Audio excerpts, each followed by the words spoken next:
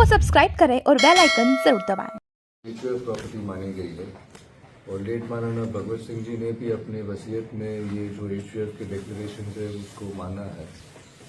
तो जहाँ तक वसीयत की बात है, अगर कोई वसीयत की बात करे तो वसीयत की बात सिर्फ एग्जीक्यूटर कर सकता है और वो आज के दिन अरविंद सिंह जी हैं। और बाकी कोर्ट ने तय कर दिया है, ट्राइब्यूनल ने तय कर दिया है कि ये पारिवारिक संपत्ति है और जहाँ पूजा का स्थल है आप वैसे भी नहीं रोक सकते हैं।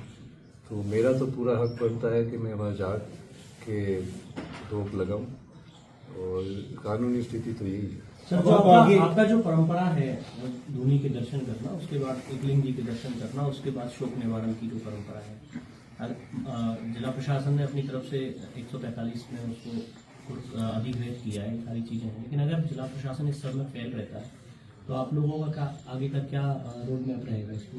जहाँ तक परंपरा की बात है, मैं तो एक थोड़ा सा हिस्ट्री में बता दूं कि जब एकलिंग जी मंदिर धूनी से पुराना है। धूनी माता धूनी का स्थल यहाँ जब हुआ जब उदयपुर बसा है, तो एकलिंग जी के दर्शन अलग है और धूनी पे दर्शन देना अलग है। और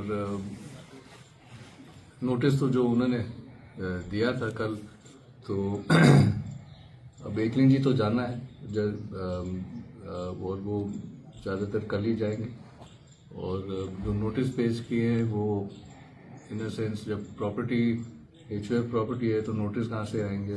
आई कैन बी जस्ट उसमें बहिष्कृत बताया था महेंद्र सिंह जी मेवाड़ को कि ये बहिष्कृत पहले ही भगवत सिंह जी ने कर दिया था, नोटिस में ये उन्होंने कर रखा है।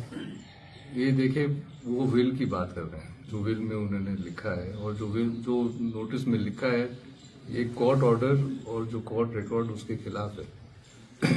तो इसीलिए आप ये क्रिमिनल ट्रेसपास कैसे हो सकता है जब पूरी संपत्ति एचयूएफ प्रॉपर्टी है, मैं परिवार का सदस्य हूँ, तो मेरे तरफ से तो क्रिमिनल ट्रेसपास कैसे हो सकता है? कोई दर्शन दे के वापस आ रहा है, वो क्रिमिनल ट्रेसपास कहाँ से हुआ? एकलिंग जी मंदिर की बात है, आप मंदिर को कैसे बंद कर रहे हैं? और मंदिर में कौन सा क्रिमिनल ट्रेसपास? हम तो दर्शन दे के वापस आएंगे। क्या ये तानाशाही है? किस तरह से मानते हैं? अब तानाशाही है, अगर मैं नहीं कर पाता हूं तो ये तो प्रशासन के फेलियर है।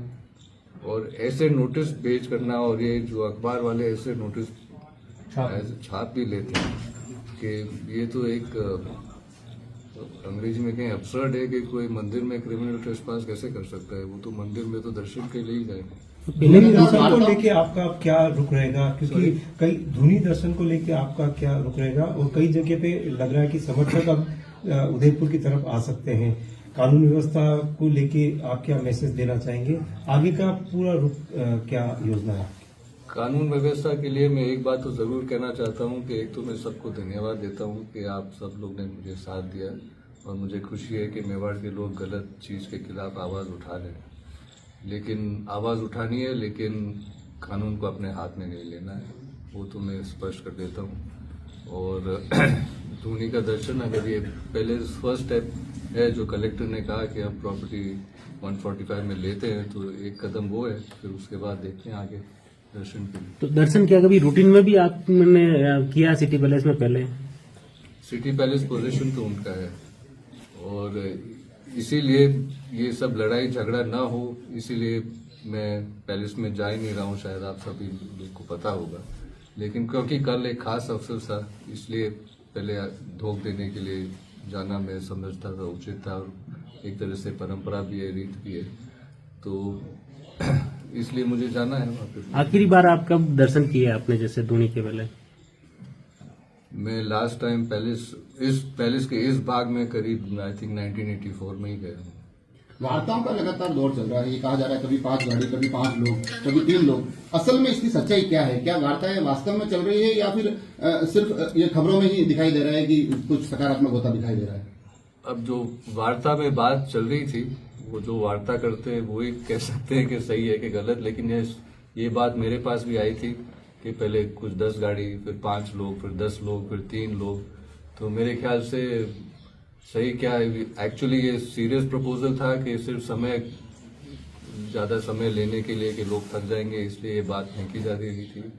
वो सच क्या है तो वो मैं सर, नहीं कह आज सकता हूँ। कोई समर्थकों के साथ में बैठक वगैरह का कोई दौर है? अभी कुछ लोग कहीं से चारों तरफ से मेवाड़ के अलग अलग इलाकों से आ रहे हैं, सब आगे का रुख अच्छा, आह्वान किया हुआ है कुछ आने का?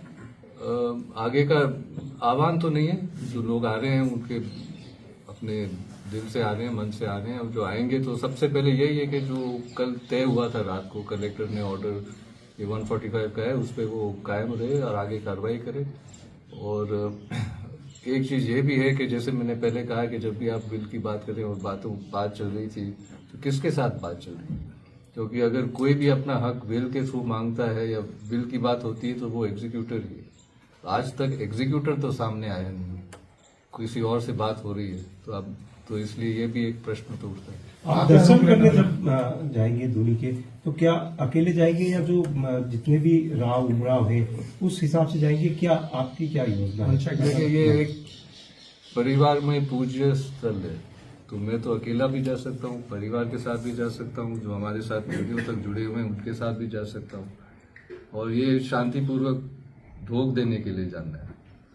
तो इसलिए इसमें कोई पाबंदी नहीं होनी चाहिए, और जैसे वह समय हो, अगर लोग साथ में हैं तो कुछ लोग साथ में जाएंगे। वैसे स्थल है तो कोई भीड़ तो लेके नहीं जाएगा, लेकिन जो जितने भी लोग साथ में हैं वो जाना मेवाड़ चाहिए। राज परिवार के साथ साथ आप स्वयं विधायक हैं, आपकी पत्नी सांसद हैं, इतने सक्षम पदों पर आपकी सरकार होते हुए भी अगर प्रशासन इस प्रकार से पंगु दिखाई दे रहा तो क्या आपको लगता है कि इसके पीछे कहीं कोई ऊपर खाने से दबाव की राजनीति खेली जा रही है?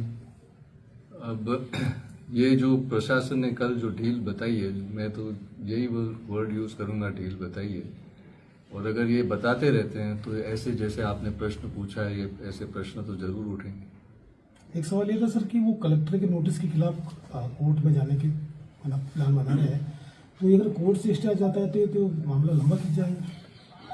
अब ये तो इन द सेंस दुर्भाग्यपूर्ण है कि जब कोर्ट में मामला जाता है वो लंबा खींच ही जाता है, लेकिन कोर्ट का रास्ता तो सबके लिए खुला है, तो अगर वो जाएंगे तो जाएंगे। जैसा कि आप कह रहे हैं कि आप लगातार किसी विवाद से बचने के लिए उस दर्शन से दूर रहे, मगर आज की भी परंपरा का हिस्सा है, इसलिए वहां जाना जरूरी है। तो इस मीडिया के माध्यम से भी आप दूसरे पक्ष से ऐसी कुछ अपील करना चाहेंगे कि परिवार एक है, परंपराओं का निर्वहन सभी की जिम्मेदारी है, तो मीडिया के माध्यम से भी आप दूसरे पक्ष से कुछ बात करना चाहेंगे? मीडिया के पक्ष में ये मैं कह देता हूं कि पहले सुप्रीम कोर्ट ने कुछ साल पहले आदेश दिया था कि आप मीडिएशन के जरिए आप अपनी बातें स्पष्ट कर दें, मतलब सुलझा दें। तो ये कुछ महीने उसमें भी चले गए, लेकिन उस मीडिएशन में भी कुछ नतीजा नहीं निकला है। और तो अभी उसके आगे जब रूबरू बात हुई थी और तब भी कुछ अंडरस्टैंडिंग नहीं हो पाई, और मेरे ख्याल से एक मुख्य कारण था कि दूसरे पक्ष कह रहे थे कि जो लेट मारना साहब है हम उनको लेट मारना साहब मानते ही नहीं। तो अब अगर किसी का वो रुख हो तो उसके साथ वो क्या बात करें फिर उसके आगे। ठीक है। तो अब मीडिएशन के लिए अगर आपस में कुछ समझौता हो वो तो हमेशा बेहतर ही होता है, लेकिन जब किसी का रुख ऐसा हो तो फिर आगे क्या बात करें। मेवाड़